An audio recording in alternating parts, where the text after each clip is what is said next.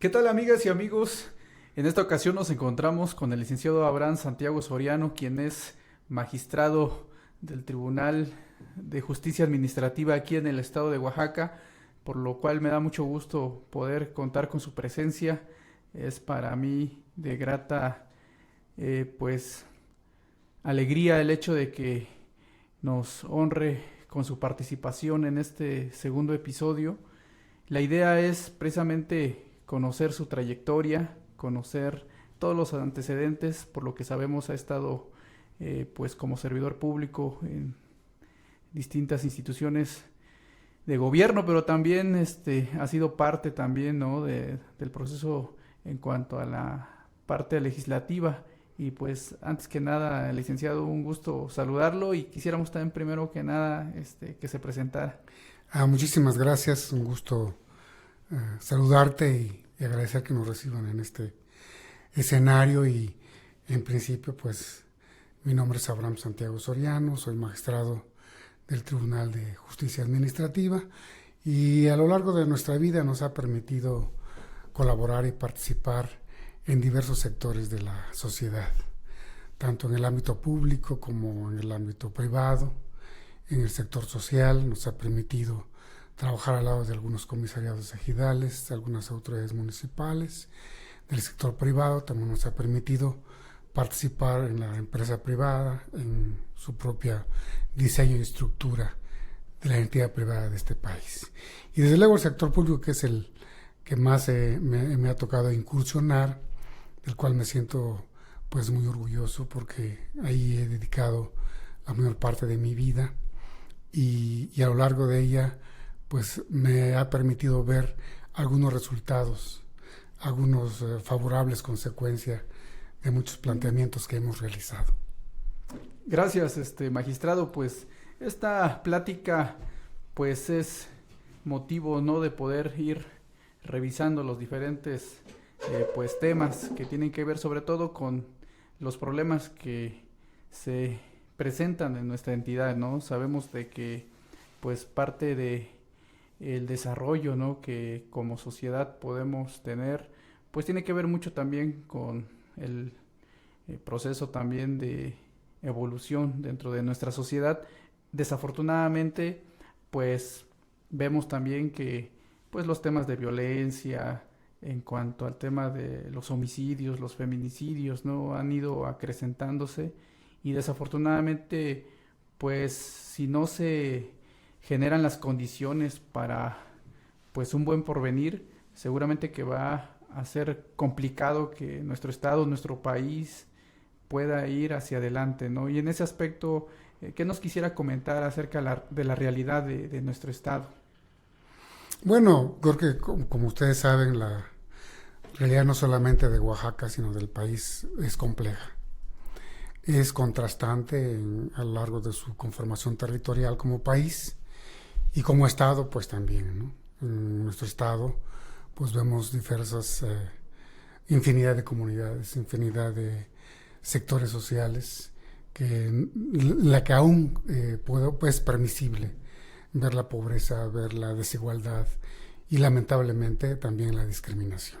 Eso desde luego es una realidad en la que como sociedad tenemos que seguir trabajando para arribar a verdaderos escenarios, a nuevos escenarios, acordes no solamente con el tiempo en que vivimos, sino que en el contexto internacional y nacional creo yo que debemos trabajar mucho para arribar a escenarios de paz y tranquilidad, para vivir realmente una sociedad justa, una sociedad igualitaria, en una sociedad en que permee, pues en términos generales, la justicia, ¿no? Dentro de ella, indudablemente encontramos objetivos fundamentales, como es cada vez lograr el respeto a la vida, desde diversos ámbitos, el respeto a las diferencias que podamos tener. Claro, claro. Pues hemos tenido conocimiento de que desde 2015, ¿no?, Naciones Unidas implementó la estrategia denominada Agenda 2030, en el cual el objetivo número 16 tiene que ver precisamente con la paz, con la justicia, con las instituciones sólidas que procuran estas garantías. Pero sin embargo, bueno, hace falta mucho que hacer, ¿no? Y específicamente en nuestro estado, sí vemos pues de que hay cierta situación que nos ha impedido. ¿Tiene que ver, magistrado, con el tema de los valores, con la educación, o cuál ha sido la causa por la cual pues nos hemos como estancado en este problema? Bueno, yo creo que la Agenda 2030 es un excelente parámetro, excelente parámetro estatal, nacional e internacional para poder evaluar y ver todo lo que hemos realizado en diversos temas. Y yo antes quiero referir muy brevemente a esta Agenda 2030 y a partir de tres conceptos fundamentales, ¿no? El primero es prevenir. La prevención es fundamental. Yo creo que el enojo, la ira, el coraje ante el infortunio es más lamentable cuando no se logra prevenir. Creo yo que prevenir es importante como persona, como sociedad, como nación y, por qué no decirlo, como humanidad en general. Y esa palabra de prevenir pareciera que nos está llevando a aquel viejo, antiguo y enseñador refrán de las 7 vacas flacas y las 7 vacas gordas, ¿no? Que la prevención es importante como nación. En esa medida creo yo que la Agenda 2030 cumple con un objetivo central: prevenir. Prevenir, pero que desafortunadamente esta prevención, desde mi punto de vista, claro, no ha permeado bien en el seno de los diversos responsables de llevar a cabo esta agenda. El otro punto, pues obviamente sabemos que la Agenda 2030 es, pues vamos a llamarlo en términos coloquiales, es un plan de acción encaminado a lograr una verdadera humanidad a partir de la dignidad humana de las personas. Y eso nos hace pensar de que tiene como centro al ser humano, tiene como centro su dignidad. De ahí que cuando hablamos de desarrollo debemos verlo como el aspirar a nuevos niveles de vida, a mejores niveles de vida de los que tradicionalmente hemos tenido y conocido en todos sentidos. El otro punto es que es la sustentabilidad. Es una palabra un poquito complicada, pero tenemos que entenderla como aquello que tenemos que sostener. Si tenemos bosques, tenemos que cuidar, explotarlos, pero tampoco terminar con ellos. Procurar la conservación. Saber de nuestras necesidades, cumplir con ellas, pero pensar en esas necesidades de las generaciones que vienen atrás. Ahí radica la sustentabilidad, el equilibrio precisamente de nuestros recursos, en todos sentidos, recursos humanos, materiales, naturales, para poder lograr la sustentabilidad. En ese sentido, la Agenda 2030 es muy ambiciosa. Son 17 objetivos, muchísimas metas, más de 150 metas que tienen para arribar a ella. Y están muy interrelacionadas. Y hablando a propósito de la seguridad del que tú mencionabas hace un momento, pues apreciamos que el desarrollo sustentable de la humanidad radica en ver toda su diversidad, en ver toda su pluriculturalidad. No podíamos decir que vamos a ver nada más el aspecto salud y abandonar el aspecto educación. Tenemos que ver todos esos aspectos de tal forma que eso se constituye algo lineal e indivisible. En la medida que veamos en un aspecto integral los objetivos de la Agenda 2030, lo vamos a entender. Es un esfuerzo, desde luego, de Naciones Unidas, surgido allá por septiembre, si no me equivoco, de 2015, año vital para muchas reformas en México que hicieron en materia de derechos humanos, porque finalmente, como decíamos, el centro de la Agenda 2030 es la dignidad humana. Y hablar de dignidad humana es hablar de muchas cosas, no solamente de un mejoramiento material, sino que tiene que ser un mejoramiento espiritual y material. Ver al ser humano intrínsecamente, ver al ser humano más allá de lo material, que las percepciones humanas respecto a la humanidad misma no suenen a metal, sino que suenen precisamente a humanismo. Y visto esos aspectos, le decía, repito, la Agenda 2030 radica, y tenemos que entenderlo así, radica en que ve como columna vertebral la dignidad humana y también a una aspiración que es su desarrollo sustentable. En ese aspecto, en México se suscitó un poquito antes de 2015, ya por 2011, una reforma por demás trascendental, que es la reforma en materia de derechos humanos, que vino a cambiar totalmente la percepción jurídica, la percepción general de los derechos humanos en este país. Nuestra Constitución, allá por 1983, hizo diversas reformas en la que ya se plantea en los artículos 25, 26, 28, 27 constitucionales precisamente un desarrollo sustentable, ¿no? Pero a partir de la participación, cuando menos de 3 sectores que identifica muy claramente: sector social, sector público y sector privado, y que estos están interrelacionados. Por eso esa reforma en materia de derechos humanos y esta reforma del Estado mexicano, después más perfeccionada, pues vienen a complementar la aspiración del Estado de cómo perfeccionar y ofrecer nuevos escenarios pues a la sociedad.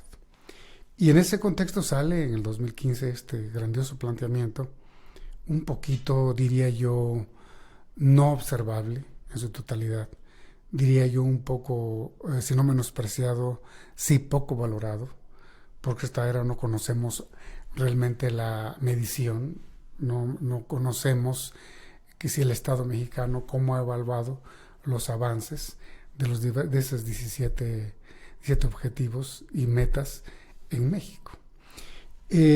Concretamente, en cuanto a los derechos humanos, creo que sí hemos ido avanzando. Repito, porque la reforma del 2011 vino a cambiar la percepción. ¿En qué sentido? En que ahora, por ejemplo, en el ámbito que yo me desenvuelvo y que es la impartición de justicia, pues vino a modificar el artículo 1 de nuestra Constitución, en que en principio nos dice que es obligación de todas las autoridades, de todas sin excepción alguna, pues observar, no proteger y garantizar los derechos humanos. Y en el ámbito de impartición de justicia, pues nos obliga incluso, cuando menos, a observar el principio pro persona tan importante, precisamente para ver en sí la persona como tal, haciendo una interpretación pues doble. Una, ver qué norma te favorece más, por ejemplo, y otra, analizar bien en qué medida nosotros vamos a beneficiar al administrado, beneficiar a la víctima y en general a la sociedad. Esa gran meta que es la 16 precisamente, de conformar pues sociedades pacíficas, de ver la consolidación de instituciones, ¿mediante qué? Mediante el establecimiento de diversas normas, leyes y reglas. Creo que en cuanto a eso, el Estado mexicano, federal, estatal, se ha avanzado. Pero ¿qué falta? Y aquí hago un paréntesis. Durante la colonia venían las disposiciones del rey, y aquí en Oaxaca, por la calle de Morelos, donde ahora tenemos el Museo Rufino Tamayo, en un balcón, y salían, ¿no?, a proclamar ahí la disposición del rey. Y decías también, obedézcase, pero no se cumpla. Quizá no sea correcta la comparación, pero si observamos lo que está pasando, a lo mejor tenemos leyes suficientes, pero hace falta positivizarlas, hace falta hacerlas realidad. Para avanzar a plenitud en el goce de una sociedad con respeto a los derechos humanos, tenemos que apreciar, por ejemplo, que no haya discriminación. Yo le pregunto a cualquier sector de la sociedad mexicana y en este estado de Oaxaca, ¿ya acabamos con la discriminación? ¿Será verdad que observamos ese maravilloso contenido del artículo 1 de la Constitución, en lo que no hay discriminación por ningún motivo. Y yo creo que eso tendríamos que pensar muchas cosas y ver que no estamos todavía atrasados en cómo hacer posible esas disposiciones en nuestra sociedad. En muchos aspectos quizá estemos cayendo en la simulación, porque tenemos leyes, tenemos disposiciones, quizá tengamos estructuras, ¿no? Pero la pregunta es, ¿estamos arribando a nuevos escenarios de paz y tranquilidad, que se vea y se observe el respeto a los derechos humanos? Sin duda, eso habría que plantearlo. Esa cuestión habría que preguntárnosla. Pero como Estado, hay una, creo yo, obligación fundamental.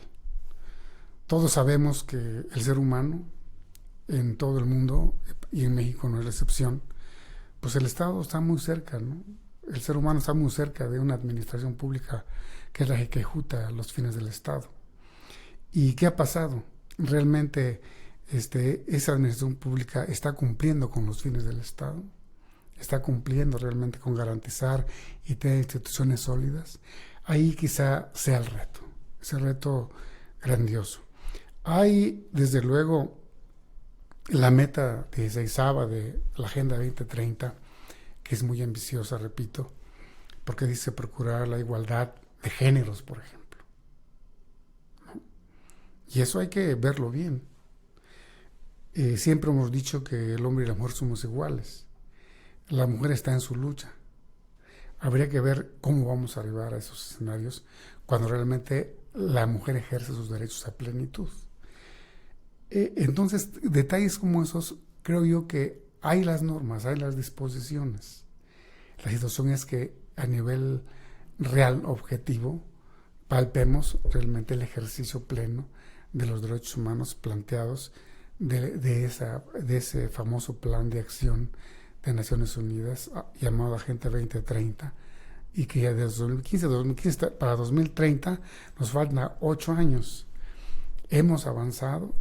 Habría que medir si la sociedad del 2015 será igual a 2030, cuántos habitantes vamos a ser, cuántas mujeres había en ejercicio pleno allá por 2015, cuántos tendremos en 2030, pero desde luego el ejercicio pleno de los derechos de la mujer pues van acompañados, por ejemplo, de un verdadero Estado de Derecho, de un verdadero respeto a la legalidad.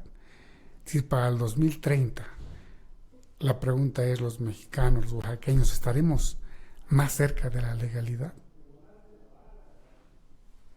Hay algunos autores, algunos estudiosos dicen, bueno, lo que pasa es que el ser humano no es ni hombre, no es Dios ni es demonio, ¿no? De acuerdo, había que cuidar los extremos, pero fuera de los extremos, realmente hace falta mucho la legalidad. Hace falta acercarnos como mexicanos a una sociedad igualitaria que haga efectivo el Estado de Derecho. Eso creo yo en eso contribuiría ese objetivo para hacer realidad los 17 objetivos de la Agenda 2030. ¿Qué hace falta? Que como Estado, repito, se haga una verdadera evaluación, pero que se aterrice, que permee esos diversos sectores de la sociedad. Porque es probable que el Congreso de la Unión, a través de la Cámara de Diputados o el Ejecutivo Federal, tengan algunos mecanismos. Los conocemos, sabemos. En nuestros pueblos, en nuestras comunidades, lo saben. Somos 570 municipios. Esos 570 municipios, sus integrantes de sus ayuntamientos, saben cuáles son sus obligaciones como parte del Estado mexicano y como sus obligaciones para cumplir con los objetivos de la Agenda 2030. Creo yo que es un importante cuestionamiento que tendríamos que analizar. Repito, en materia de derechos humanos, la reforma de 2011 fue importantísima. Ha cambiado desde luego el sentir y el actuar, por ejemplo, de la judicatura, de quienes imparten justicia. cada vez más obligados a circunscribirse a cánones del orden nacional e internacional, a un verdadero análisis e interpretación de la ley y de la Constitución, precisamente para garantizar esos derechos humanos de los mexicanos. En eso yo creo que vamos avanzando. Pero repito, esto está muy interrelacionado con lo que se haga en nuestras comunidades. En nuestras comunidades es maravilloso el ejemplo de muchas de ellas que cuidan sus recursos naturales. Es muy loable ver comunidades que están preocupadas que sus territorios no sean desiertos, ¿no? Pero habría que plantearnos, ¿es suficiente lo que se está haciendo? La Administración Pública Federal, Estatal, Municipal están haciendo lo suyo. En 2030 habrá agua para nuestros hijos, por ejemplo. Habrá suficientes medios para enfrentar los problemas de salud. Habrá menos pobreza, habrá menos marginación. Los conceptos pobreza, riqueza, los estamos analizando con parámetros internacionales, nacionales y locales. Habría que ver. Creo yo que eso es lo importante de todo esto, de la agenda, y que hace falta, repito, que todas estas disposiciones se positivicen. Por ejemplo, otro aspecto para hacer posible una vida digna, cuidar la dignidad humana, es cuidar su derecho humano a una buena administración de justicia.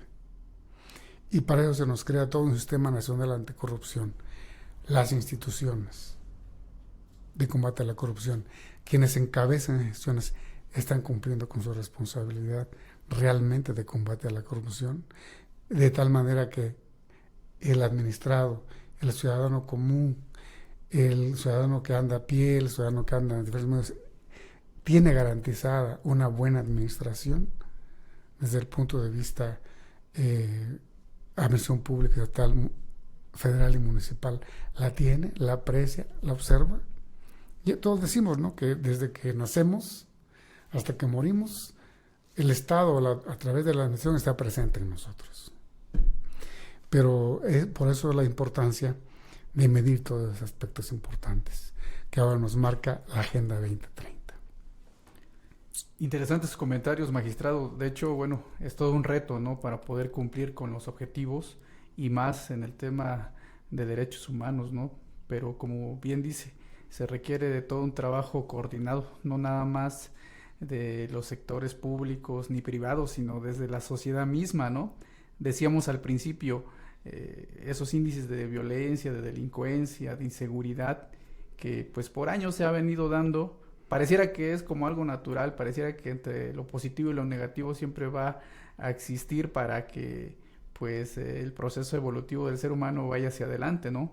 Pero también sí es de responsabilidad poder atender esos problemas y no dejarlos que nos rebasen, ¿no? Porque al final de cuentas se trata de, como decía, garantizar la vida de las personas. Y como bien se ha comentado, pues si no hay paz, no va a haber porvenir y no se va a poder cumplir con estos objetivos. Entonces sí se requiere de todo un trabajo de corresponsabilidad, tanto de los órdenes de gobierno, de los poderes ejecutivo, legislativo, judicial, y por supuesto de la sociedad civil, que es la que de alguna manera de ahí surge, pues, ¿no? Digamos, en la familia surgen los valores, y desde allá no hay un fortalecimiento de los valores en el ser humano, en el individuo. Va a ser muy difícil, ¿no?, que se logre cumplir con las disposiciones que, aunque ya están establecidas en la ley y en la misma Constitución, pues nos va a llevar tiempo para que se puedan cumplir, ¿no? Y en ese aspecto, pues, es un trabajo de todos y de todas. Así es. Yo creo que es, en el caso de la seguridad, está comprobado que parte del desarrollo individual es tener tranquilidad interna y externa.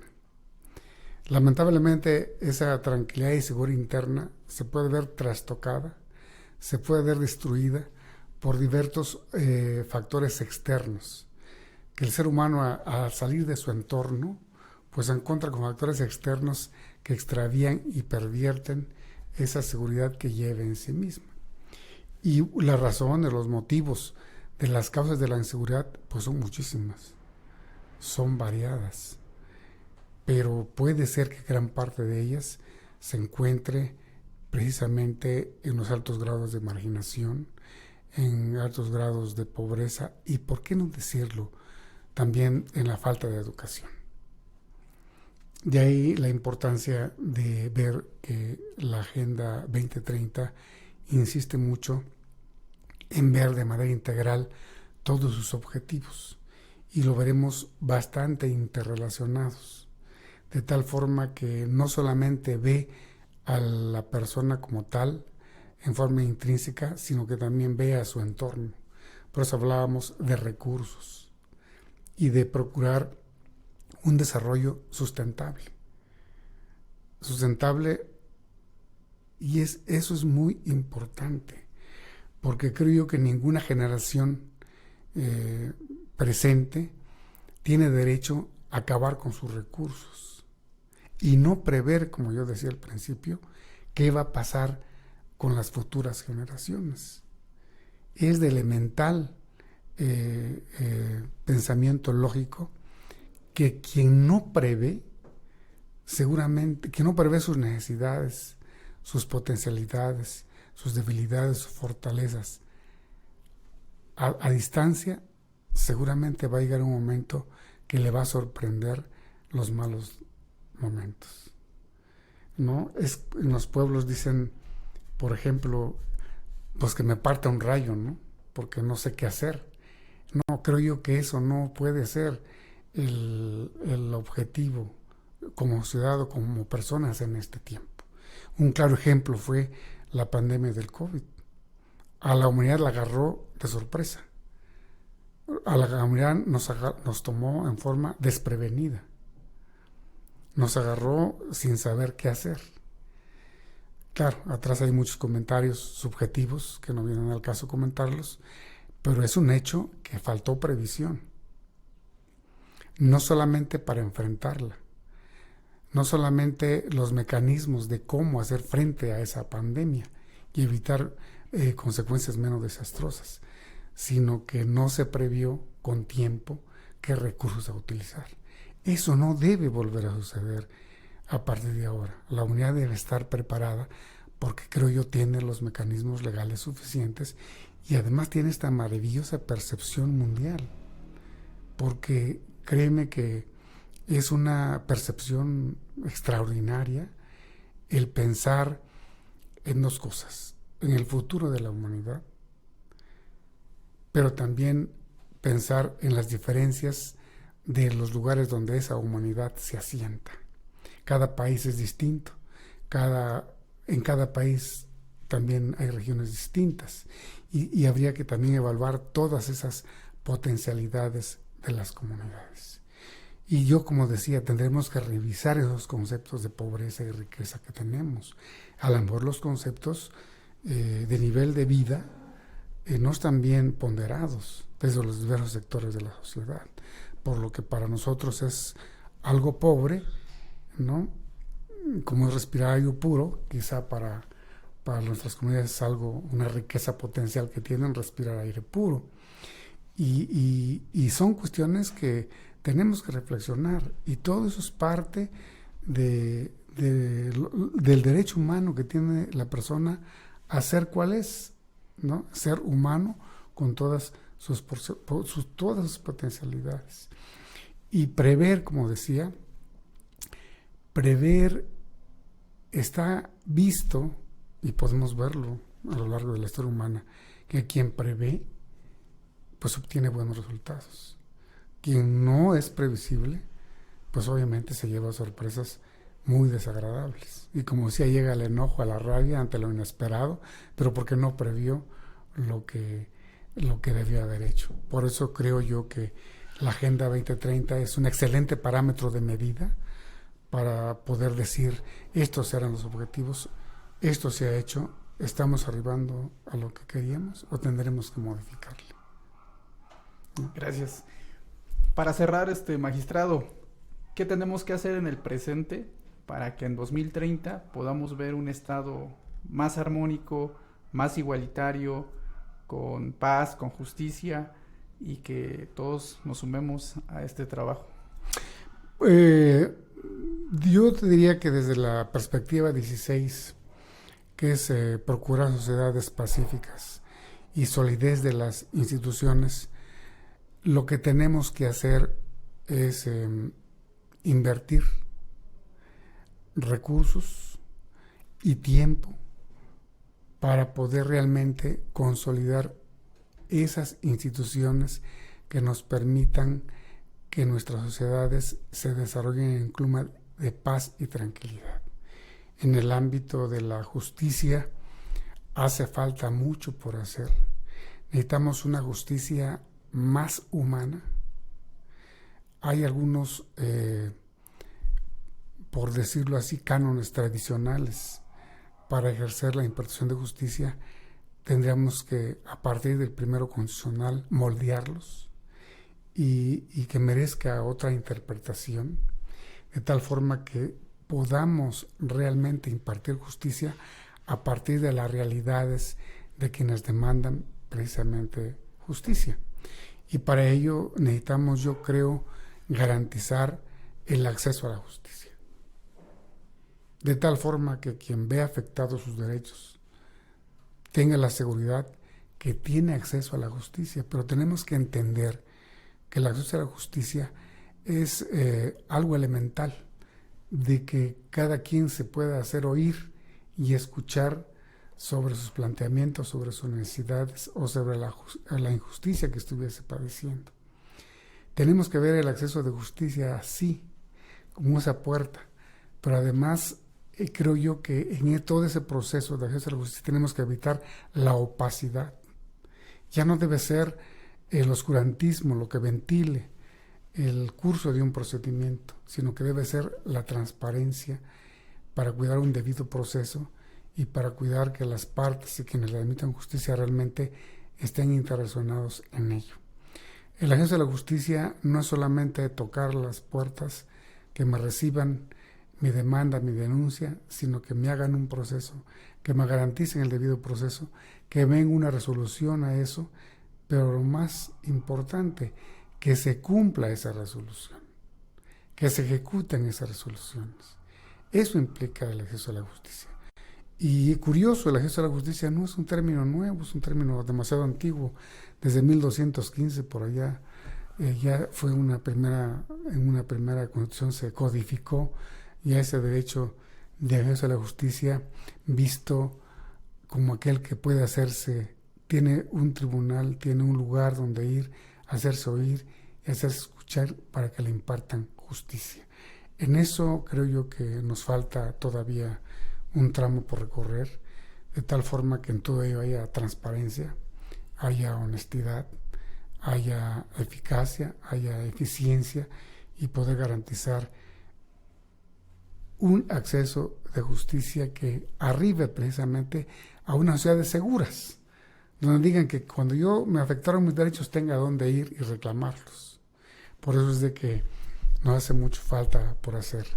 Los derechos humanos, el respeto a los derechos humanos se ha centrado o se le ha tratado de decir que es el poder, son las autoridades las que ciertamente están obligadas en todos sentidos, todo tipo de autoridad administrativa, legislativa, judicial, a respetar los derechos humanos.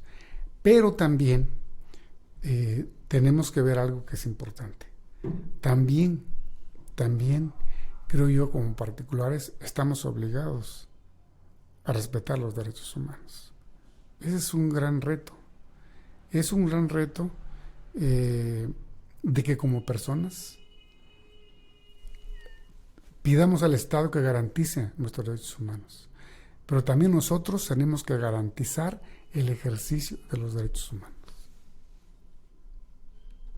Pues muchísimas gracias, magistrado, por sus comentarios.